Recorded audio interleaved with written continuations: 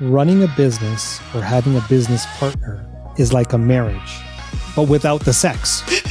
Profit is the sex. Faisal, how do you like being told what to do? I don't like it at all. Right? Like, no. Let me use my brain. I can help that. Yeah. Oh my goodness, Faisal, I've got so many ideas. Let's brainstorm this. You just let my team know the truth about me because I'm the one that says, okay, we can do so many things. Here's all the ideas. Here we go. Hi, I'm Faisal Karmali. Welcome to Karmali Exchange. Business owners need to help each other out. Keep on pushing to meet the needs of the customer will meet the needs of the business. Welcome to Karmali Exchange. I'm Faisal Karmali, and we have the best-selling author, entrepreneur, founder of the Awaken Company, and the Wonder Woman herself. Catherine Bell is here. Catherine, welcome back on the Karmali Exchange. Thank you so much for having me again. It's such a privilege to be with you. I love being with you because you stand for so many good things. And I love your story, Faisal. And I don't know if you've ever, shared it on your exchange, but I'd invite you. Can you share your story of how you started? Because I think it's so brilliant. So there's a very interesting journey I have been through, Catherine, as we've talked about it. And for those who don't know, Catherine and I are part of this CEO forum where we get to sit down with other CEOs of many other companies, get to brainstorm ideas, hear some great topics, as well as share some really hard challenges that we call the rock that we're going through as individuals. And Catherine had an opportunity here, my story of going from an individual going through post-secondary education and really getting a real passion behind the financial world. But it wasn't until my father, when what he went through really brought a lot of light to how I ran my practice, his trials and tribulations and his fears of losing was so big that he was forgetting the opportunities to grow. And that mindset, what my father did, what made me actually start the process of one of my first businesses, and amongst the other businesses, I have a different take on it. So that's a real quick piece about me, Catherine. Thank you for bringing that up. I really want people to understand that it's about the journey and it's about a lot of things. And of course, your book, The Awaken Project, you're coming out with a new book. Yes. You're going to give us a bit of a hint? Yes. The next book is on creativity and the Enneagram. And I'm writing it with my colleague, Russ Hudson. And I believe, like, people often think creativity is just in the arts. No, I believe everything we do is creative, and we're all creative instruments. So this book is a process map to help people to be creative. And I've been interviewing people from around the world. Just before the break, got texts from Daniel Lenoir, who produced for Peter Gabriel, U2, with his kind of creative journey. Paul Hardy, the famous fashion designer. I'm interviewing people all around the world from all sectors of the economy to get their input, because I think creativity, and I also feel creativity is so needed. So when you say creativity is so needed right now, Catherine, give me an idea of what you mean by that, because most people will relate creativity to the arts or the fine arts and looking at that, but it happens in everyday business. So walk me through what you mean by creativity. What I mean by creativity is I believe people need to feel and think for themselves and then have the courage to act from that inspiration, to act from those silent places. The voices that say to us, you should really try this. You should really experiment with this. And for us to do it. So, Catherine, you're speaking to a bunch of business owners who will feel what you're feeling. But let's break it down to the non-business owners. How does an average person, let's say on my team, let's say on your team, they want to express their creativity. They want to challenge the status quo. They want to bring things up. Not all businesses are open texture for conversations. A lot of them are, I'll tell you what to do. You do it. You get paid. The end. Well, the invitation is, what is the tiniest little thing we could do? So let's just play with this recording right now. It could be slightly changing the angle of the camera so that it is more creative. It could be putting up a flashy, different background so that it is more creative. Everybody can make and take small acts, tiny acts of creativity into their lives. It is also the way we treat our relationships with each other, because when we're in relationship with each other, we're also very creative. So, for example, I see you're wearing, a silver and black coat. Well, what does that mean? How does that introduce a conversation around what does creativity mean to you? What does that coat actually represent? And using our context, which is always here, Faisal, as a means and ways to be creative. You could ask somebody, and just to ask out of the box questions like, Faisal, what does that coat mean to you?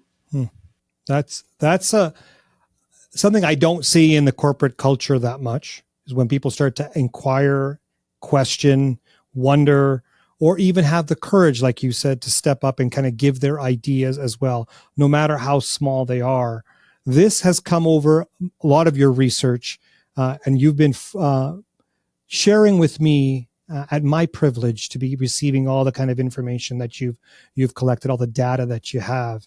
When you look at where we are economically, where we are politically, where we are socioeconomically in this country, or even in this part of the world, many people are now phasing the point where they do not feel they can contribute, at least without any hindrance to their career progress. What do you recommend or suggest to business owners to open up the culture in their businesses to allow this type of communication, leadership, and creativity? First of all, I believe everybody is a leader, and smiling is creative. In these moments, I think we need to reinforce what is good and what is amazing and what is loving and what is kind and what is wisdom and what is healthy power. And healthy power could be, in this moment, just smiling to a colleague. So I also believe that a radically different approach is needed in terms of leadership, like empowering our teammates to know that they can contribute, that they're psychologically safe to contribute. And first, it means we must become more self-aware. The majority of leaders are not self-aware, and yet we know a major leadership hack is to improve our self-awareness. The highest performing leaders are self-aware. So how do we become more self-aware? We use something called the Enneagram, and then it provides literally a personality profile and roadmap so that we can become more self-aware as leaders, more present, and have a more harmonious, kind, incredible life. We all have incredibleness. Can we actually sense it? Can we taste it? Can we smell it? Can we hear it? Can we see it? And it's in those moments, back to the smallest thing we can do, is the small moments. Right here, Catherine, right in my hand is the Enneagram you sent me to complete. I've got the results that you shared with me.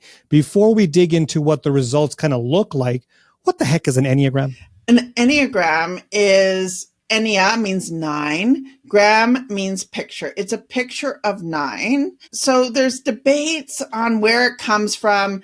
What we do know is it's likely an ancient technology, 2500 BC. So this is an old picture of different maps to being, and also doing, and also feeling, and also thinking. So there are 9 core Enneagram types. Everybody has a dominant Enneagram type. And I don't know if you would like to share your core Enneagram type or not. I will. Yeah, I will. Yeah. So, and the Enneagram, once we understand our dominant type, it's a roadmap for how we can be more self-aware as leaders, and also how we can be more present in our lives, how we can really show up for our colleagues, our families, our friends. And we do amazing executive coaching using the Enneagram. And my business partner is the thought leader in the world in the Enneagram, who's Russ Hudson. And it's an incredibly, people often say, well, just get present. Well, what exactly does that mean? When we don't understand what our defaults are, it's very hard to be present. So it's like we're all wearing different colors of lenses. And what color of lens am I wearing? And understanding it so that we can take it off and see more clearly, so that we can be present for our colleagues, for ourselves, for our loved ones. So once you fill out this or you complete this questionnaire, there's quite a bit of questions that I had to complete. Yeah. It comes out with the a scoring of different types that you are. So like you said, there's 9 types. Mm-hmm. Are the top 3, 4 your core? How many should we look at as the core? Because I've got my results in front of me, so I want to kind of get an understanding of when someone looks at this, what do they look for? Well, first of all, the Enneagram isn't meant to pigeonhole us. It is meant to show us there are different ways of being. So we have all of the 9 Enneagram points within us, and we have one dominant type. Now, the dominant type is likely in those top 3. And for everybody who is listening to this is what Faisal's speaking about is something called the RETI test, which is on the EnneagramInstitute.com. You can also find a shortened version on the app that I've just developed called Awakenly, and it's a shorter questionnaire. Doing these Enneagram tests is like getting an X-ray into our personality and into what we are and what we are not. Okay. So the top 3 scores are the places we should look. So, Faisal, what were your top 3 scores? So I'll start off with the highest score that I got was a 25. The type is type 3, the achiever. My second highest scores were tied with a score of 20 for each of them. Type 8, the challenger. Type 7, the enthusiast. So walk me through the achiever, the challenger, the enthusiast. What does that mean? So let's just do the top score first, the achiever. And the achiever is the person who looks at goals and says, I'm going to map a plan to achieve these goals. And I will do anything to achieve these goals. My goals are so important to me that I might put them ahead of my own heart, my own well-being. The achiever rests in the heart center. So there's belly center, which is the 8, 9, and 1. The heart center, which is the 2, 3, and 4. And then the head center, which is 5, 6, 7. And it's often said leaders capture people's hearts, hands, and heads. And hands represents the body center, the doing center. So we need to have all of these centers aligned. The 3, though, is really, really focused on how am I going to be successful? The challenge with the 3 is to make sure that we are connected to our own hearts, that we just don't get on the hamster wheel of productivity for the sake of being productive and getting the gold star. No, it's like, what is in alignment with my heart so that I can achieve a positive impact? Now, healthy 3s will raise everybody up with them like you do, Faisal. You bring people up on this exchange, that you raise people. Unhealthy 3s are like the Lance Armstrongs of the world, who will do anything to achieve gold, including breaking all of the rules. And everybody has 3 within them, so nobody can say they don't relate to this. Everybody has 3 within them. However, if 3 is our dominant type, then this is what we're constantly going for the gold. Let's go to the next level. The second highest score was a tie between the challenger and the enthusiast. Okay, so the 8 is the challenger, and that's belly center. I have dominant 8, which is like, shocking. Right? Which is the energy of, let's make something happen here. Let's have positive impact. Martin Luther King, I have a dream. Like, that's the 8 energy in all of us. The energy that pushes things, that is visionary. And the trick with the 8 is often we're hiding our vulnerability in our attempt to be strong. The 3 is all about the goal, whereas the 8 is more about what's my actual long-term impact, which is a different focus. And 8s will challenge the status quo. I'm not going to stay in executive search. I'm going to start another company. I'm going to be a serial entrepreneur. That's the 8 in me. So, and it's a very empowering type, and yet can be too forceful and we can burn ourselves out. So it's interesting because you have a dominant type in your heart with the 3. Belly is the 8, And now head is the 7. And the 7 is, oh my goodness, Faisal, I've got so many ideas. And that, look, let's brainstorm this. Let's brainstorm this. Let's brainstorm this. Let's make this happen. Oh my goodness. There's so many incredible things happening. And yet, what am I actually landing? The 7, the trick for the 7 is often they have so many brilliant ideas and are so positive, but they forget to actually complete projects. Well, now you just let my team know the truth about me because I'm the one that says, okay, we can do so many things. Here's all the ideas. Here we go.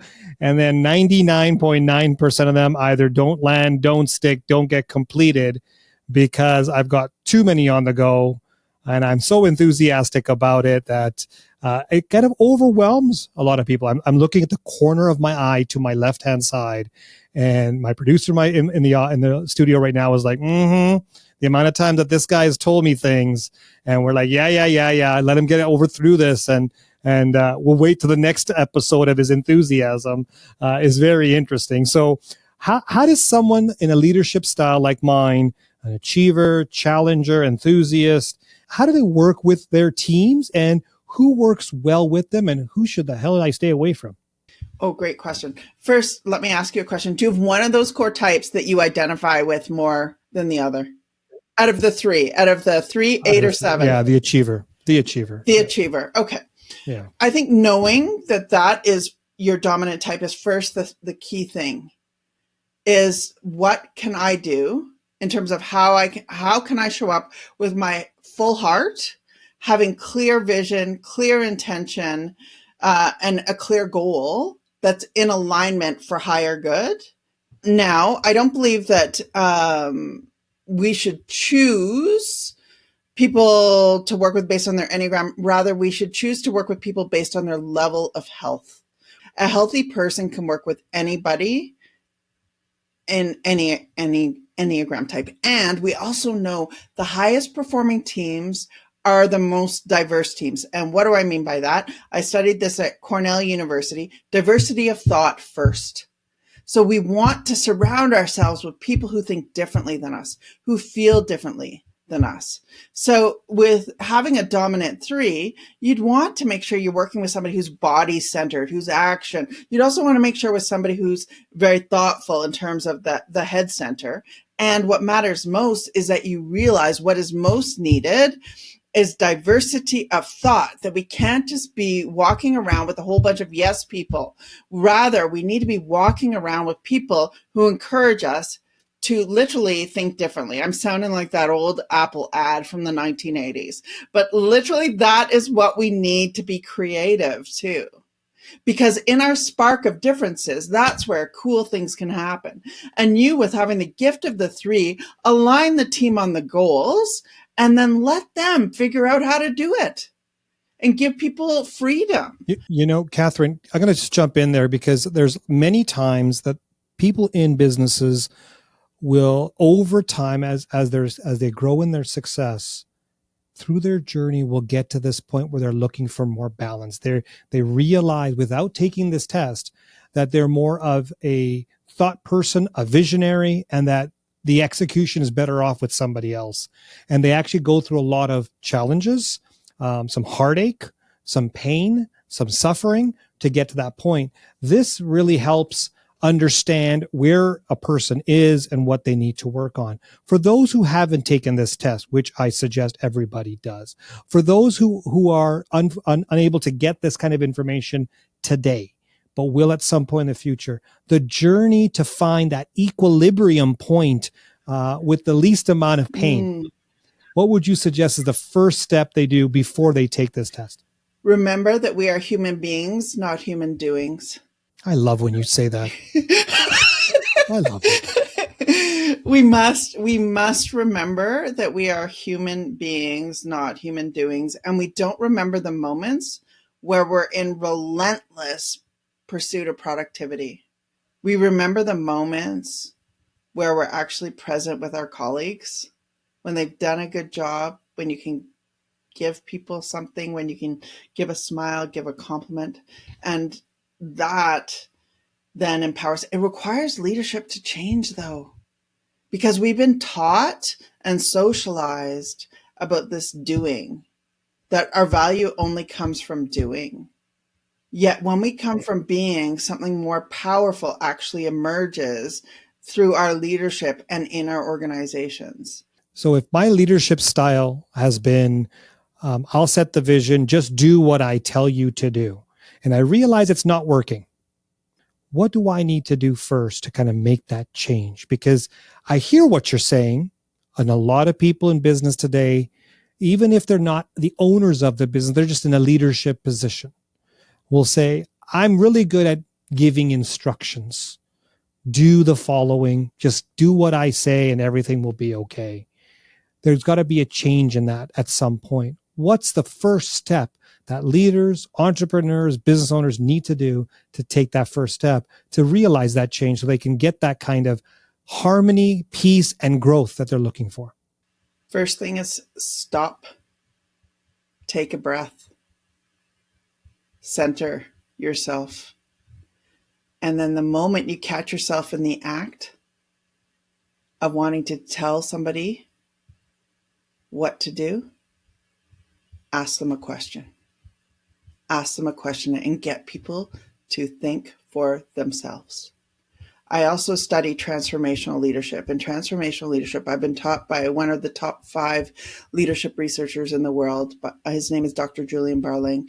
And I pass this on to our clients all the time. 4 I's. Every leader must know these 4 I's. Individualized consideration. We have to you really think about people as individuals and what they need. Intellectual stimulation. Ask people questions. Idealized influence. Live the values of our organizations and of our own leadership style. And inspirational motivation, and that is calling people up to something higher. And by us telling people what to do, that's not calling people up to something higher. Get people to think for themselves. People support, this is Margaret Wheatley, people support what they create. They don't support us telling them what to do. We have an epidemic in our organizations of disengaged people. One way to change that is simply by asking questions. Stop, take a breath, become mindful, and ask a question versus telling somebody what to do. Because, Faisal, how do you like being told what to do? I don't like it at all. Right? Like, no. Yeah. Yeah, right? Let me use my brain. I can help that. Yeah, totally get that.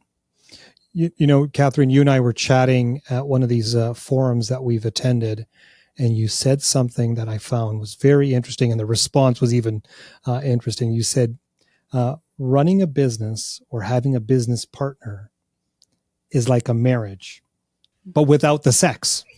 And then the other individual said, profit is the sex. Do you remember that conversation? I totally do. Okay, so we're going to talk about the first part of that, not the second part of that. The first part of it is having a partnership, and I have a business partner in my main business, and it is like a marriage. But when you say that, what's the similarities and really what's the differences when you're looking to get a partner in your business or you already have a business partner?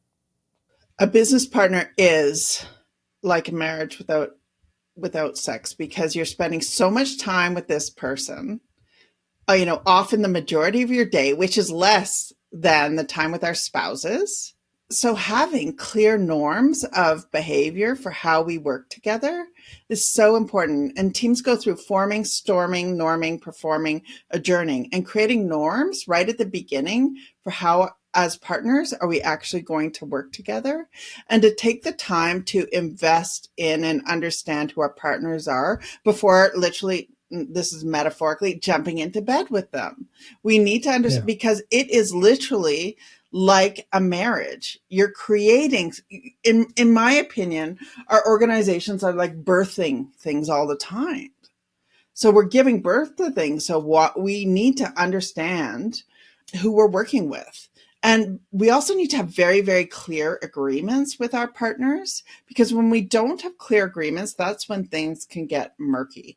And I have been a serial entrepreneur, as you know, and I've had a number of partners and partnerships. And by the way, I believe the future of business is going to be based on collaboration, partnerships. So we need to understand and up-level how we view our business partnerships.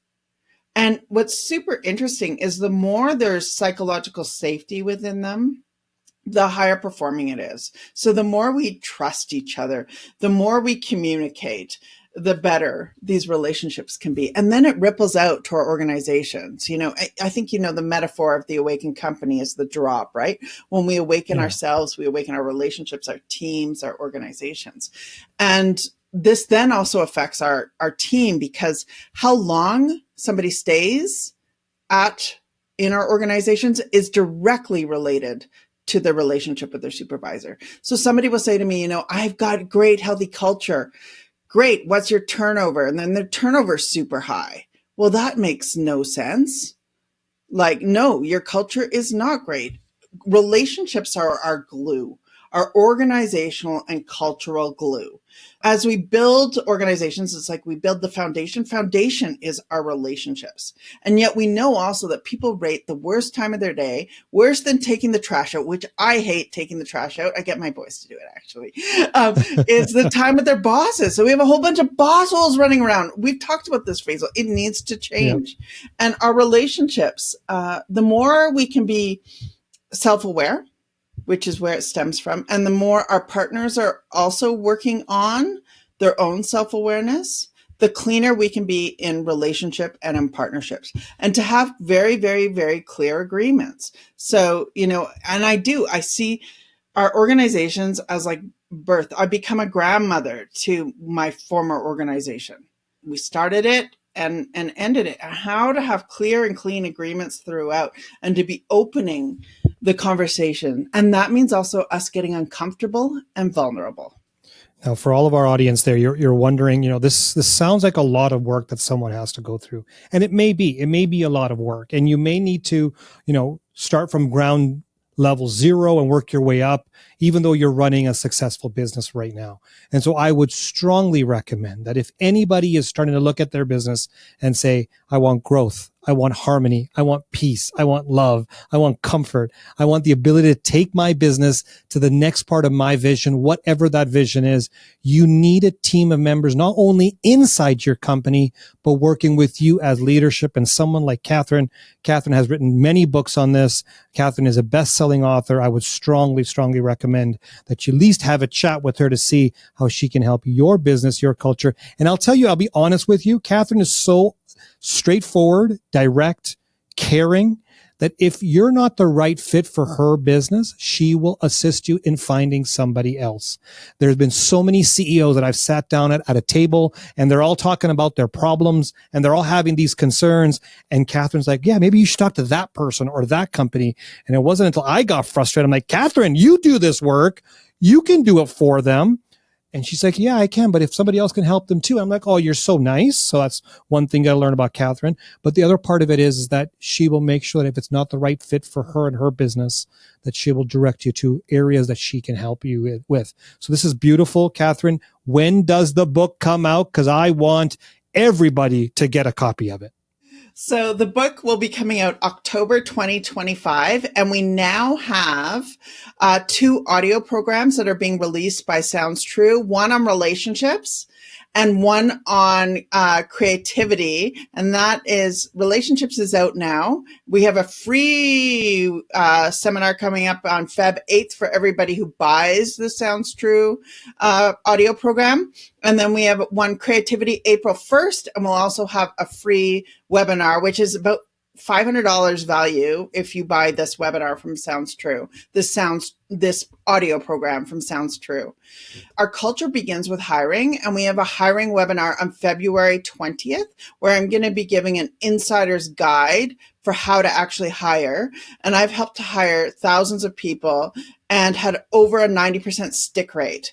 So it's really important that we get deliberate about who we're bringing into our culture. So I'd encourage everybody to join us for that, because I am going to give you all of my toolkits to put to use. Because right now, I truly believe that organizations are the way we're going to change, and that organizations are forces for good. We've just forgotten that. We've forgotten our community. We've forgotten that we're on this spinning blue planet together, and we must organize differently and tackle the challenges that we face. And we're only going to do that by getting more together. Let's get together more. Let's connect more. Let's challenge everything out there and push the norms, because this is the way we're going to evolve and grow in our businesses. Catherine Bell, thank you for joining me on the Karmali Exchange. Thank you so much for having me, Faisal. It's lovely to be with you again. And Faisal, now as your friend, like, you got to get your story out there in a big way, because it is so touching and so meaningful. There's my invitation for you. Thank you. Thank you. Lots of love, Catherine. Thank you so much. Lots of love too. Thank you.